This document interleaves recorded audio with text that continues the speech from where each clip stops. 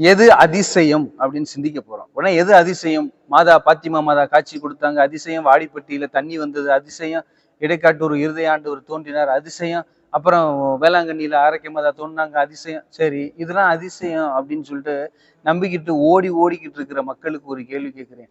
நீங்களும் நானும் உயிரோடு இருக்கிறதே அதிசயம் தான். அதை யாரும் சிந்திப்பதில்லை. இன்னைக்கு நம்ம ஓடிக்கிட்டு இருக்கிறோம். வேர் இஸ் காட் அப்படின்னு கேட்பாங்க. கடவுள் எங்கு இருக்கிறார்? கடவுள் உன்னை கடந்து நீ உள்ளுக்குள் சென்று உனக்குள் இருக்கக்கூடிய கடவுளை கண்டுபிடிக்க வேண்டும்.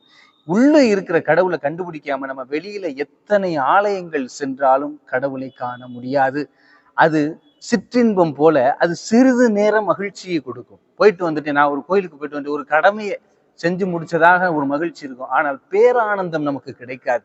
பேரானந்தம் எங்கு கிடைக்கும்? இருக்கும் இடத்திலேயே கடவுளை நாம் கண்டடைவதுதான்.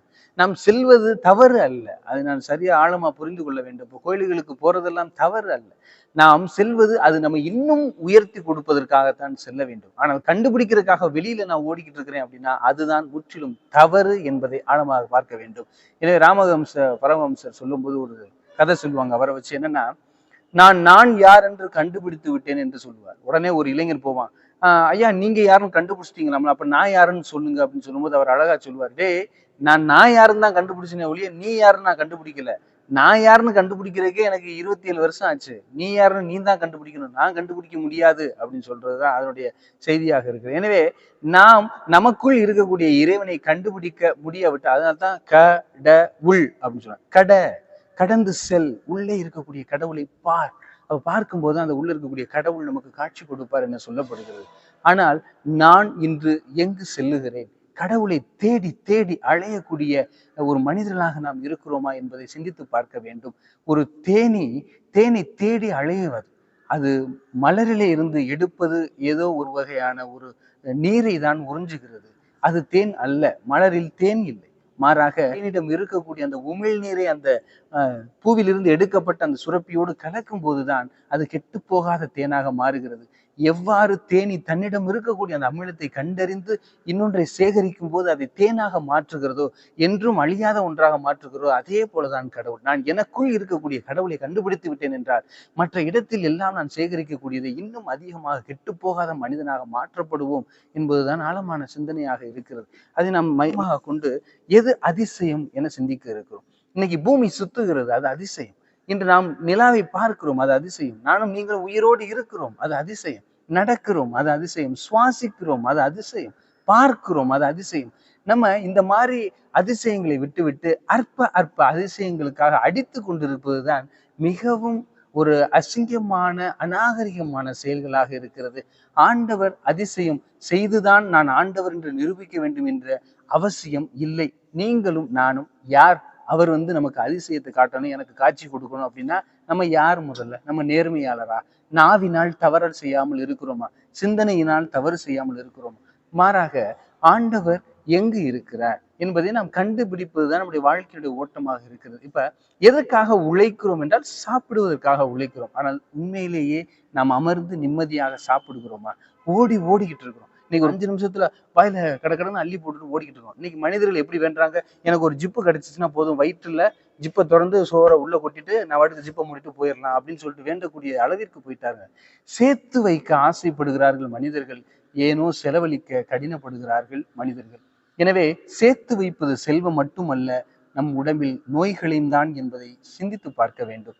நாம் நோய்களை சேர்த்து வைக்கிறோம், சேர்த்து வைத்த பணத்தை அந்த நோய்களுக்காக செலவழிக்கிறோம் என்பதுதான் சிந்தனையாக இருக்கிறது. எனவே ஆண்டவர் சொல்லுவார், திருவெளிப்பாடு நூலில் பார்த்தோம் அப்படின்னா 3:20 சொல்லுவார், நான் கதவுக்கு வெளியில் நின்று தட்டி கொண்டு இருக்கிறேன், நீ திறந்தீன்னா நான் உள்ள வந்து சாப்பிடுவேன், இல்லாட்டினா நீ என்னோட சாப்பிடுவ, இல்லைன்னா நான் வரமாட்டேன் என்பார். அப்ப கதவு என்பது எங்க இருக்கிறது? திறக்கக்கூடிய, அதாவது நம்முடைய உள்கதவு, நம்முடைய உள்ள அறை. இந்த உள்ள அறையை திறக்கும் போது ஆண்டவர் நமக்குள் வந்து அமர்ந்து நம்மோடு விருந்து உண்ணுவார், நாமும் அவரோடு விருந்து உண்ணுவோம். அதான் உண்மை.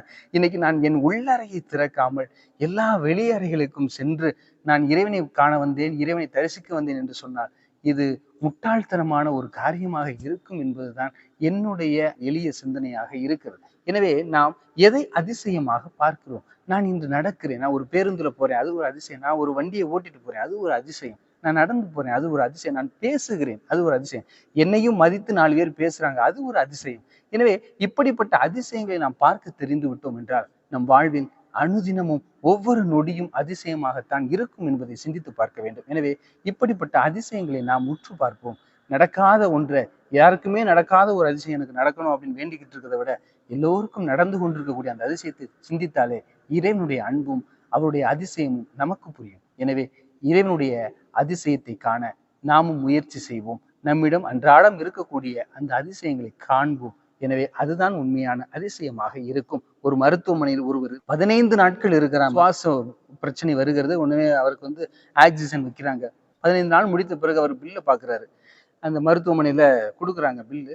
உடனே அதை பார்த்துட்டு அழுகுறாரு. ஏன் அழுகுறீங்க அப்படின்னு கேட்கும்போது சொல்றாங்க, இல்ல நான் 15 நாள் இருந்தேன், இந்த ஆக்சிஜனுக்கே நான் 15 லட்சம் ரூபாய் கட்டுறேன் அப்படின்னா, இத்தனை எனக்கு 80 வயசாகுது, இத்தனை ஆண்டுகள் எனக்கு கடவுள் ஆக்சிஜன் கொடுத்துருக்காருல்ல, அதை நான் ஒரு நாள் கூட சிந்திச்சு பார்க்காம விட்டுட்டேன் பாத்தீங்களா, அதை நினைச்சுதான் நான் அழுகுறேன் அப்படின்னு சொல்லி. அப்ப கடவுள் எவ்வளவு, அப்ப நான் கடவுளுக்கு பில்லு கொடுக்குறாந்தா எவ்வளவு லட்சம் நான் கோடியை நான் கொடுக்குற மாதிரி இருக்கும்.